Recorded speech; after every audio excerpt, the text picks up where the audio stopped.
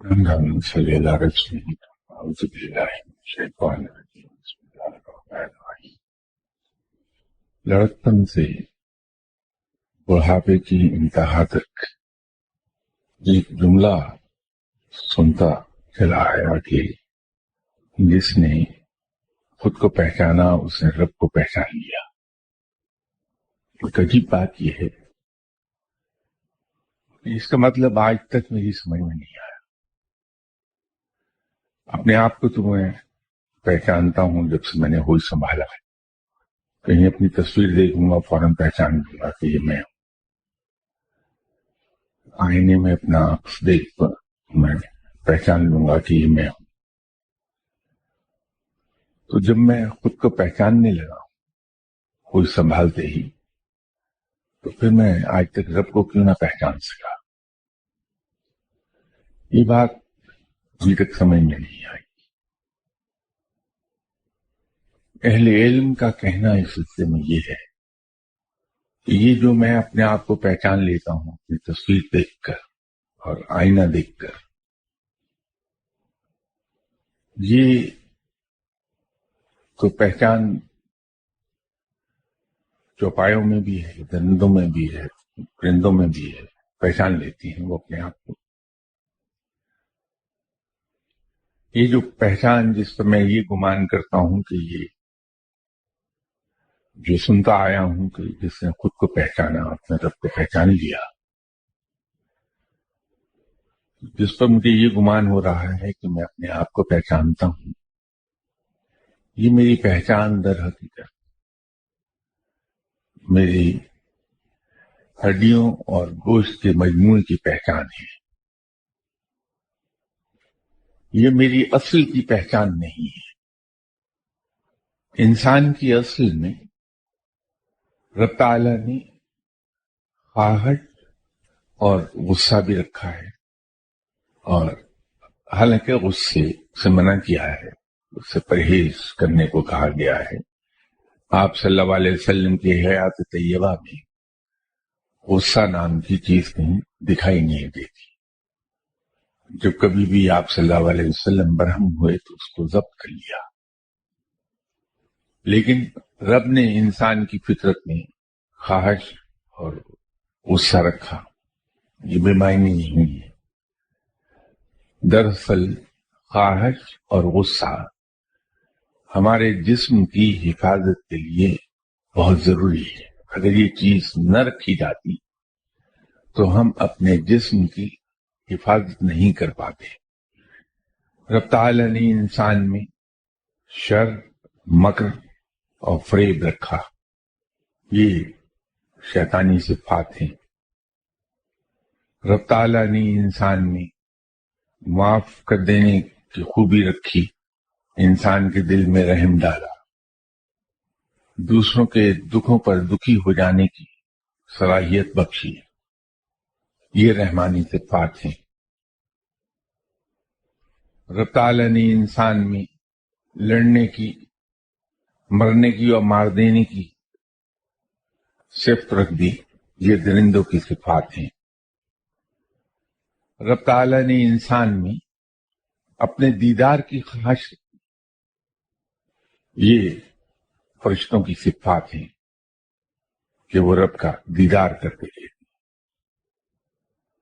اس کے بعد رب نے انسان کو عقل عطا فرمائی کہ وہ تمام چیزیں جو انسان کی فطرت میں رب تعالیٰ نے رکھی ہیں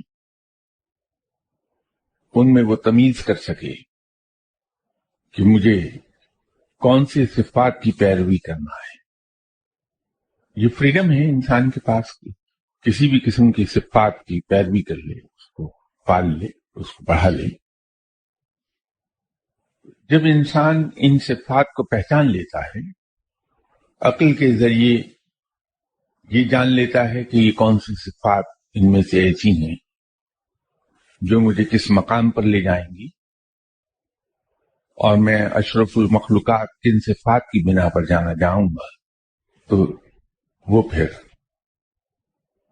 باقی تمام چیزوں کو کنٹرول میں لے آتا ہے اور فرشتوں کی صفت کے دیدار الہی کرتے رہتے ہیں. وہ اپنے دل میں اللہ کی دیدار کی خواہش پالتا ہے اور رحمانی صفات کو اجاگر کرتا ہے اپنے اندر، تو یوں وہ اپنے آپ کو پہچاننے لگتا ہے۔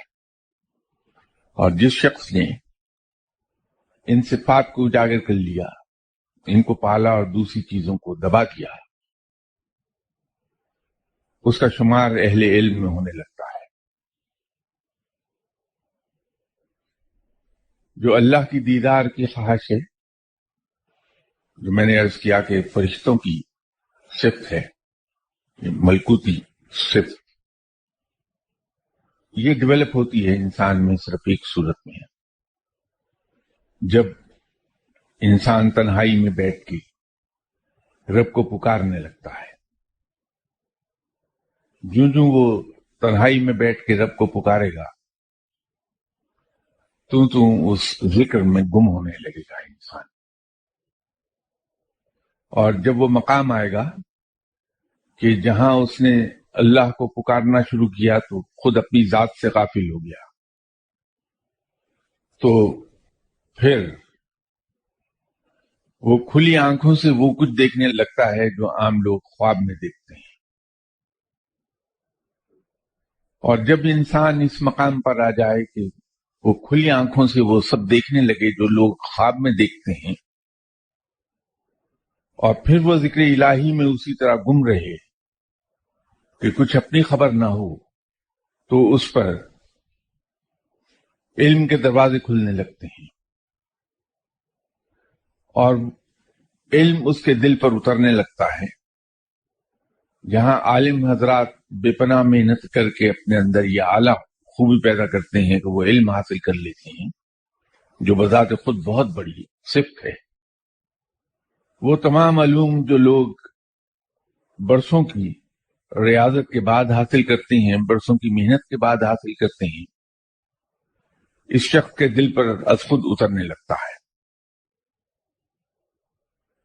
اور یہی علم جو وہ بغیر کسی کاوش کے سیکھتا ہے، یہی علم لدنی ہے، اسی کو علم لدنی کہا جاتا ہے۔ لیکن اس علم کو حاصل کرنے کے لیے جو بنیادی چیز ہے وہ یہ ہے کہ ہم سوائے ایک ملکوتی صفت کے باقی تمام چیزوں کو جو انسانی فطرت میں موجود ہیں، خواہش، غصہ، انتقام، کینہ، بدلہ، ان سے جان چھڑا دیں۔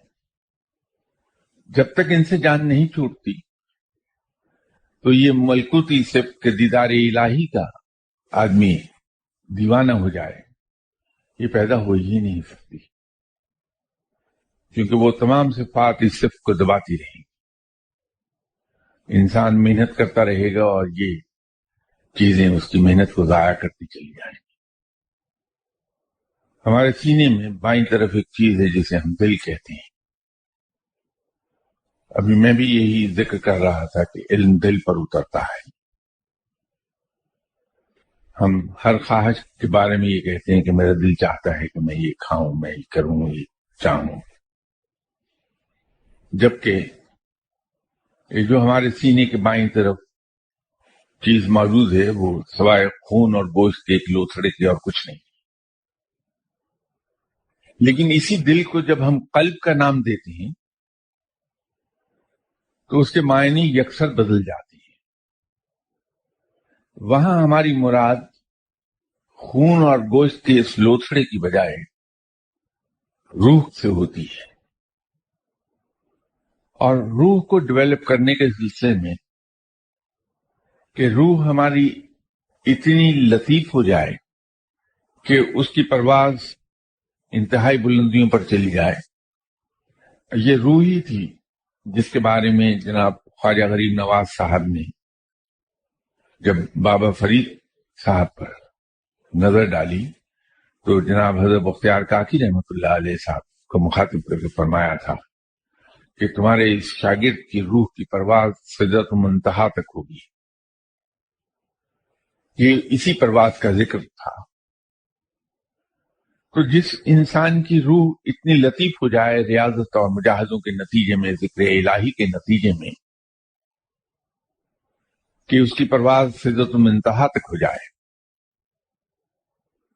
تو اس روح پر علم کس درجے کا منکشف ہوگا اس کا اندازہ کیا جا سکتا ہے۔ جن لوگوں کو ہم اولیاء کرام کے نام سے جانتے ہیں، یہ وہ لوگ ہیں جنہوں نے علم پڑھا نہیں، ان کو علم عطا ہوا ہے۔ اور اسی لیے جب ہم اولیاء کرام سے ذکر کرتے ہیں کسی بھی ڈسپلن آف نالج کا، کسی بھی ڈسپلن آف سائنس کا، تو وہ ایک لمحے کے توقف کے بعد بڑی روانی سے اس پر اظہار خیال کرتے ہیں، اور جب ہم انہیں ویریفائی کرتے ہیں تو 100% درست ہوتی ہیں وہ باتیں، جبکہ دنیاوی طور پر وہ تعلیم یافتہ نہیں ہوتے عام طور پر۔ بہت پرانی بات ہے، میری گاڑی ایئر کنڈیشننگ سسٹم کا بلوئر کام نہیں کرتا تھا، تو میں اپنی کار شاہنواز لمیٹڈ کے پاس لے گیا اور ان سے بات کی، تو انہوں نے کہا کہ اس میں ایک کنٹرولنگ یونٹ ہوتا ہے جس کو پلیٹ کہتے ہیں، وہ جواب دی گئی ہے لیکن وہ اسٹاک میں نہیں ہے۔ انہوں نے مجھ سے کہا کہ چونکہ آپ کے ٹورس لگتے رہتے ہیں پشاور کی طرف، وہاں سنہری مسجد کے نیچے شاپ ہے، یہ کابل سے مرسیڈیز کے کمپوننٹس منگواتا ہے بالکل نئے، اگر آپ اس سے مانگیں گے تو وہ دے دے گا۔ عام طور پر 15 دن میں ایک بار مجھے وہاں جانا ہوتا تھا کانفرنس کے لیے، تو جب میں پشاور جا رہا تھا تو میرے مرشد صاحب نے فرمایا کہ میں بھی چل رہا ہوں تمہارے ساتھ، بیٹھ گئے۔ کانفرنس سے فارغ ہو کر میں اس شاپ پر گیا، اس آدمی سے کہا کہ مجھے بلور کی پلیٹ چاہیے، اس نے گاڑی کا ماڈل وغیرہ پوچھنے کے بعد مجھے پلیٹ دے دی، میں نے لے لی اور چلا آیا واپس۔ راستے میں گاڑی چلا رہا تھا اور تو کوئی کام تھا نہیں، تو میں اس پلیٹ کے بارے میں سوچنے لگا، سڈنلی مجھے احساس ہوا کہ اس نے تو انکمپلیٹ پلیٹ دے دی ہے یا غلط دی ہے، یہ فٹ کیسے ہوگی؟ تو میں نے ڈیش بورڈ میں سے وہ پلیٹ نکالی اور اس کو گاڑی چلاتے ہوئے دیکھنے لگا۔ میرے مرشد صاحب نے پوچھا کہ کیا دیکھ رہا ہو؟ میں نے کہا جناب یہ اس آدمی نے پلیٹ غلط دے دی۔ پوچھا کیسے؟ میں نے عرض کیا کہ آپ یہ دیکھیے یہ فٹ کیسی ہوگی؟ تو فٹ نہیں ہو سکتی، اسی طرح انجینئرنگ کا کوئی ایسا اصول نظم نہیں آیا جس سے فٹ ہو جائے۔ تو میرے مرشد صاحب نے میرے ہاتھ سے وہ پلیٹ پکڑی اور ایک لمحہ دیکھ کے کہنے لگے نہیں یہ بالکل ٹھیک دی ہے اس نے، یہ یوں فٹ ہو جائے گی، باقاعدہ بتا دیا کہ یہ ایسے فٹ ہوگی۔ میں نے دل میں سوچا کہ وہ فیلڈ نہیں ہے مرشد صاحب کا، فرما دیا ٹھیک ہے، خاموش ہو گیا۔ تو جب میں لاہور پہنچا تو ابھی ایسا ٹائم تھا کہ میں ورک شاپ جا سکتا تھا، راستے میں پڑتی تھی شاہنواز کی ورک شاپ، وہاں گیا، ان سے جا کر میں نے کہا کہ پلیٹ میں لے آیا، لائیے آپ صرف 5 منٹ بیٹھیں چائے پیئیں ہم ابھی سے فٹ کر دیتے ہیں۔ 5 منٹ کے بعد نے کہا کہ لے لیجیے گاڑی تیار ہے اپنی۔ تو میں نے وہ فٹ ہو گئی کہ ہاں، تو میں نے وہ کیسے فٹ ہو گئی، وہ تو نہیں ہو سکتی تھی فٹ۔ تو انہوں نے جو میتھڈ بتایا وہ ایگزیکٹلی وہ تھا جو مجھے میرے مرشد صاحب نے سمجھایا۔ یہ قصہ سنانے کا مقصد یہ ہے کہ مجھ جیسے لوگ ساری عمر تگدو کرتے رہتے ہیں، علم حاصل کرنے کے لیے بڑی بڑی کتابیں پڑھتے ہیں، اسکول کالجز یونیورسٹیز اور مختلف انسٹیٹیوشنز میں جاتے ہیں، عمر بیت جاتی ہے سیمینارز اٹینڈ کرتے کرتے، ورک شاپس اٹینڈ کرتے کرتے، سمپوزیم میں حصہ لیتے لیتے، تو پھر بھی جا بجا یہ احساس ہوتا ہے کہ मैं तो कुछ भी नहीं सीख सका, कसर रह जाती है इल्म में।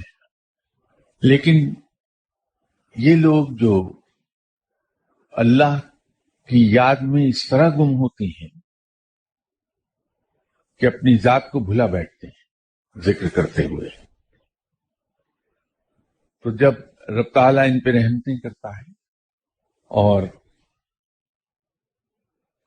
इन्हें इल्म अता करने लगता है, तो वो इतना मल्टी डायमेंशनल इल्म होता है कि वो तकरीबन सभी मौज़ूआत को कवर कर रहा होता है। खुशकिस्मती से अगर कोई आपको ऐसा साहिब इल्म मिल जाए जिसे इल्म लुदनी हासिल हो, तो उससे आप किसी भी मौजू पर बात करके देखिए। ये जरूर है कि वो बात शुरू करने से पहले उसको आधे मिनट का उसमें वक्फा आएगा, वो आपकी बात सुनेगा और जब जवाब देगा तो वो टाइम लैग कोई हाफ ए मिनट का होता है उसमें।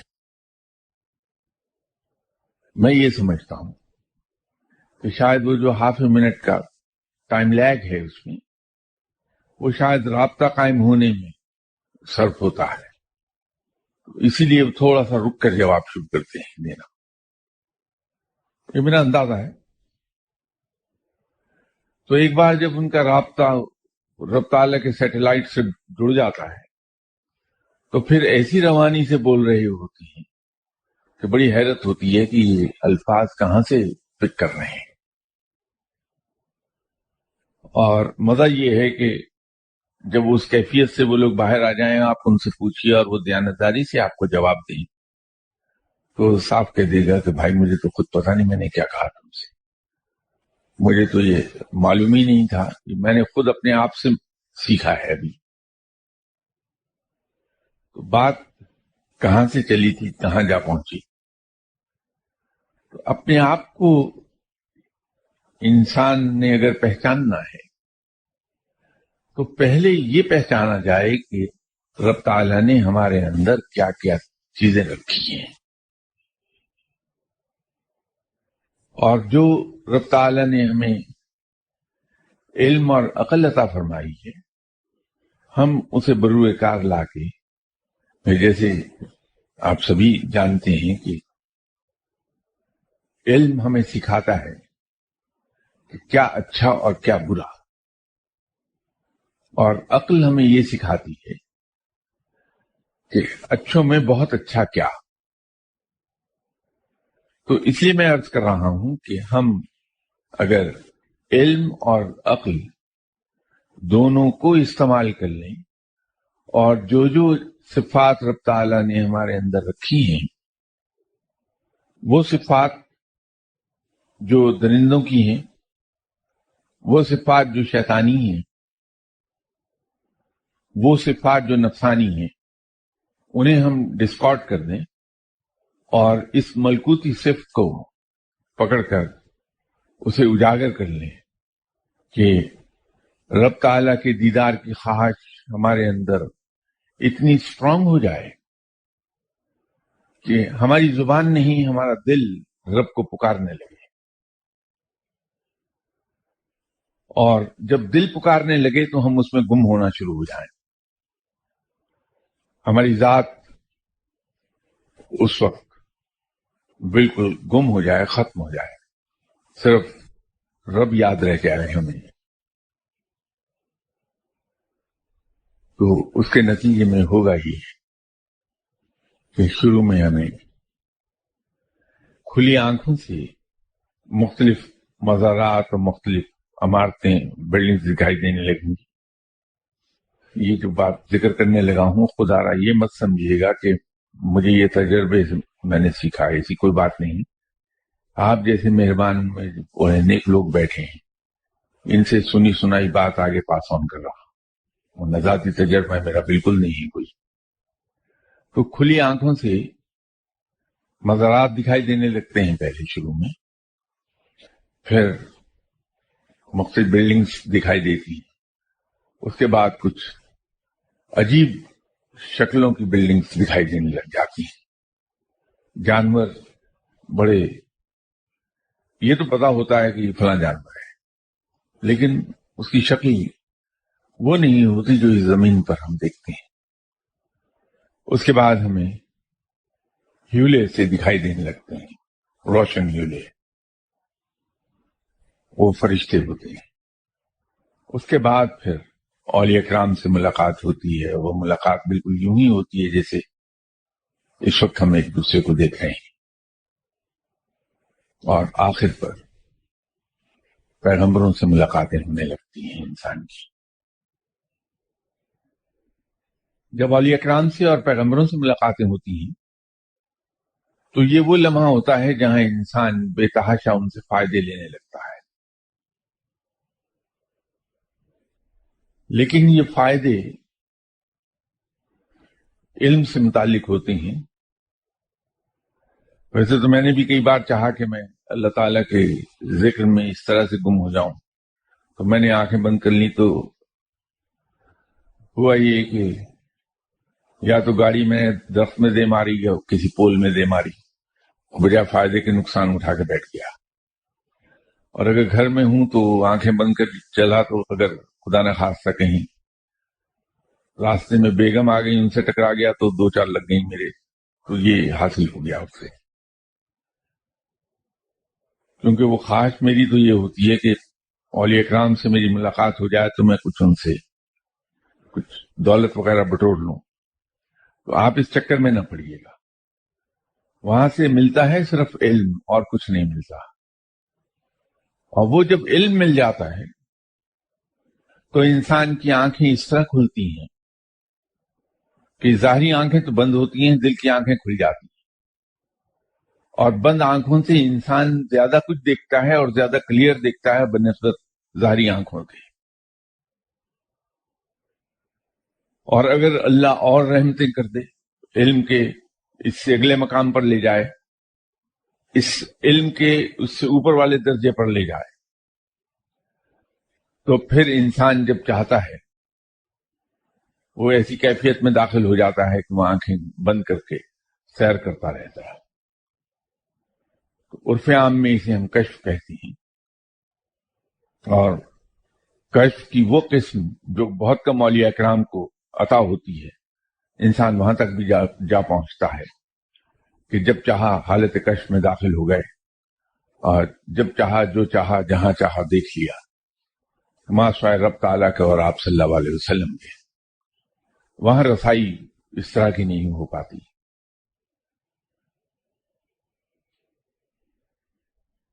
بات جو چلی تھی اس سے کہ جس نے اپنے آپ کو پہچانا اس رب کو پہچان لیا، وہ یہ پہچان ہے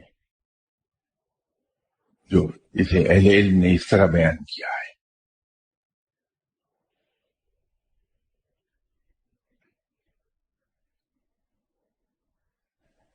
ایک سوال کسی صاحب کا باقی رہ گیا تھا کہ عدد 11 ایک پلس ایک سنگل عدد میں نہیں لایا جا سکتا، بلکہ اسے ایک اور ایک 11 ہی تسلیم کیا جاتا ہے.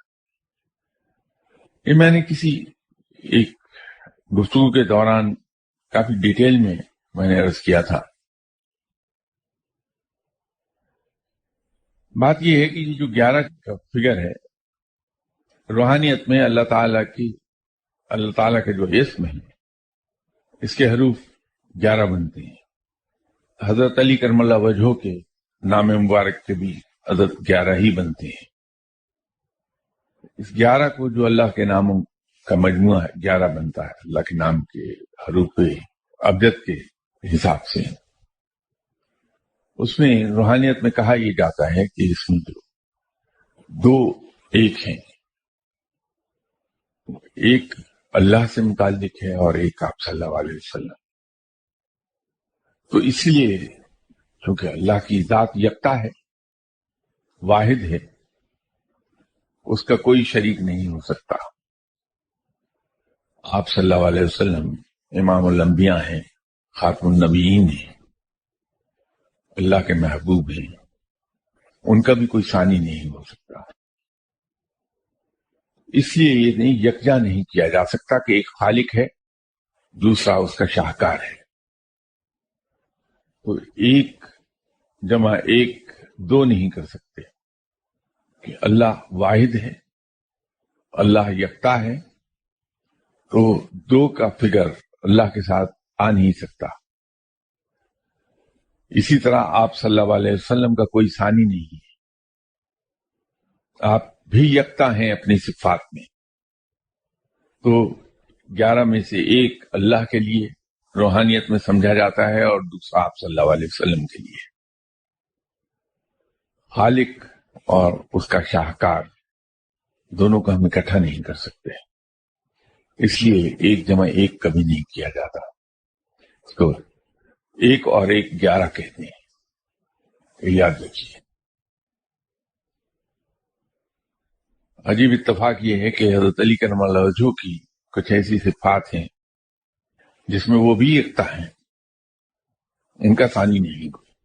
سب سے بڑا اعزاز جو حضرت علی کرم اللہ وجہہ کا حاصل ہوا ہے اور جو کسی کو حاصل نہیں وہ یہ کہ وہ علم کے شہر کے دروازہ ہیں.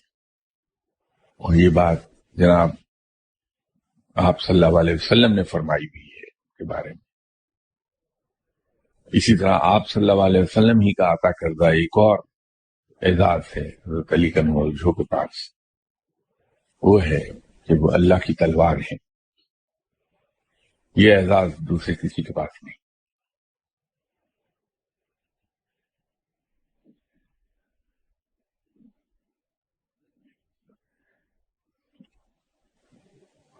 یہ ایک سوال کسی صاحب نے اسلامی طریقہ بینکنگ جو آج کل رائج ہے اس کے بارے میں کہا ہے. بات یہ ہے کہ جیسے اکثر بیشتر میں عرض کرتا رہتا ہوں کہ اسلام کی بنیاد تالیف قلب پر رکھی ہوئی ہے. اسلام رلائے اس بات پر کرتا ہے کہ اسلام قبول کرنے والے کا قلب اس طرح سے تبدیل ہوتا ہے کہ وہ صرف اور صرف اپنے رب کو راضی کرنے کی طرف راغب ہو جاتا ہے کہ میرا رب مجھ سے راضی رہے. اور کسی کو راضی رکھنے کا آسان ترین طریقہ یہ ہے کہ اس کی کہی ہوئی ہر بات کو خاموشی سے تسلیم کر لیا جائے اس پر عمل کر لیا جائے. تو مسلمان رب تعالی کے احکامات کی پوری دل جمعی سے تعمیل کرتا ہے. اس کے حکم کی تعمیل کر لیتا ہے. اس کی ہر بات کو مانتا ہے. اور جس شخص نے اللہ تعالیٰ کے احکامات کی تعمیل کر لی وہ چیزیں اختیار کی جن کا نہ صرف اللہ نے حکم دیا بلکہ اس سے اگلے درجے کی بندگی کہ وہ باتیں جن سے رب راضی ہو جائے جس سے رب خوش ہو جائے. بہت سے ایسے احکامات ہیں اللہ تعالیٰ کے جو مان لیے جائیں تو رب کے احکامات کی تعمیل ہو گئی. لیکن اگر رب کی سنت پر عمل کر لیا جائے تو رب راضی ہونے لگتا ہے رب خوش ہو جاتا ہے. ہمیں اجازت ہے کہ ہم بدلہ لے لیں دوسرے سے اس شرط کے ساتھ کہ صرف اسی قدر جس قدر ہمارے ساتھ زیادتی کی گئی ہے. لیکن رب پسند کن لوگوں کو کرتا ہے جو معاف کر دیتے ہیں.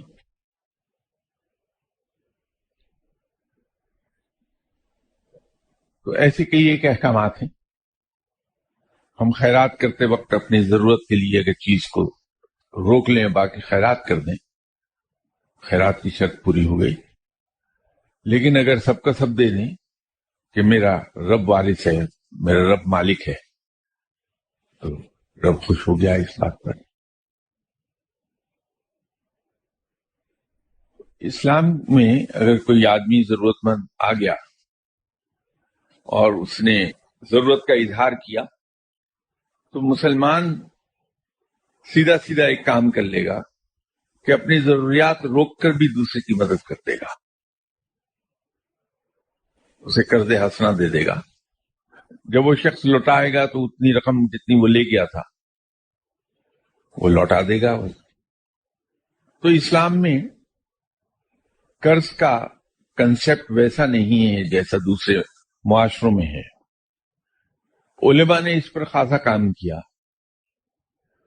اور اسلام کے وضع کردہ اصولوں کو سامنے رکھ کے ایسا سلسلہ ایوالو کرنے کی کوشش کی کہ جو قرض کوئی دے رہا ہے کسی کو، وہ قرض نہ رہے بلکہ پارٹنرشپ بن جائے.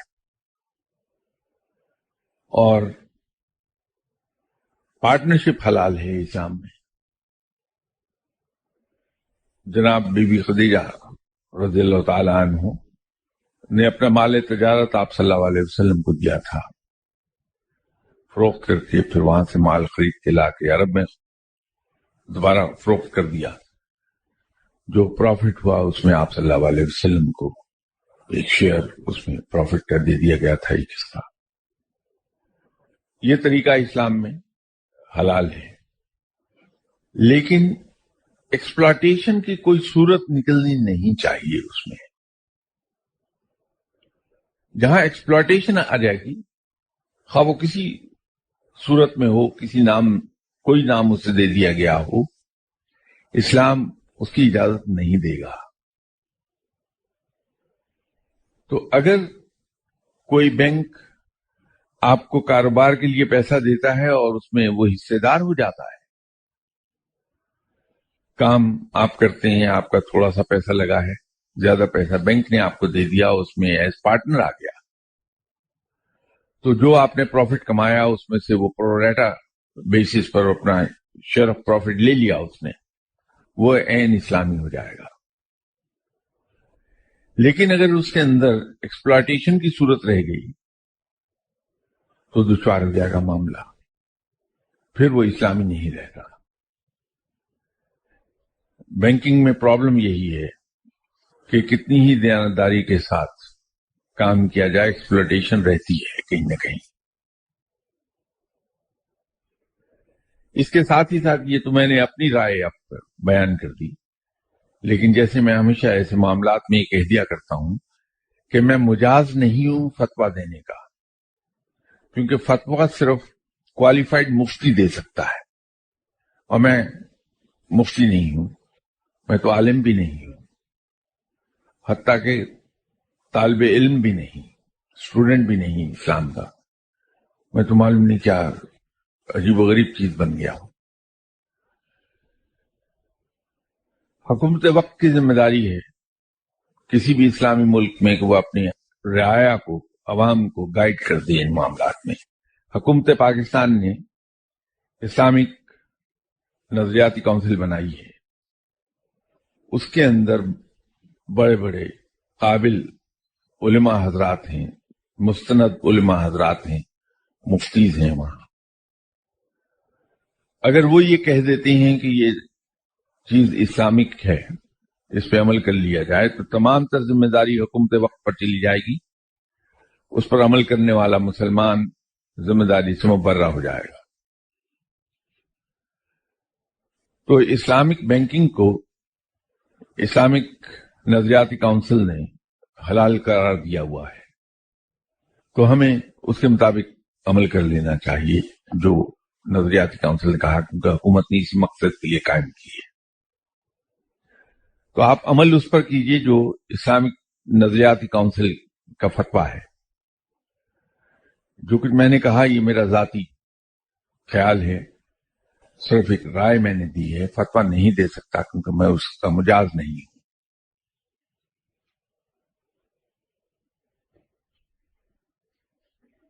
ایک صاحب نے سوال پوچھا ہے کہ موجودہ پاکستان میں عام آدمی لاقانونیت، بے روزگاری، بدامنی، معاشی مشکلات کا اس حد تک شکار ہے کہ بہتری کی امید دم توڑتی نظر آتی ہے. کشف کی روشنی میں کیا آپ ان حالات میں نیئر فیوچر میں کوئی خوشخبری کی نوید دیتے ہیں؟ سب میں تو اس سے واقف نہیں کہ یہ کشف کس کو کہتے ہیں. میرا اور کشف کا تو دور کا بھی واسطہ نہیں. باقی آپ کا یہ فرمانا ہے کہ موجودہ پاکستان میں عام آدمی لاقانونیت، بے روزگاری، بدامنی، معاشی مشکلات کا یہ سب تک شکار ہے کہ بہتری کی امید دم توڑتی ہے۔ میں شاید اس سے، آپ کی اس رائے سے متفق نہ ہو پاؤں۔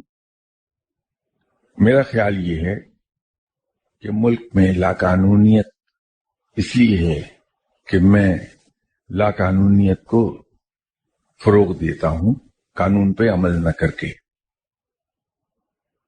اگر میں عمل کرنے لگ جاؤں قانون پر تو ملک میں لاقانونیت نہیں رہے گی، قانون کا بول بالا ہو جائے گا۔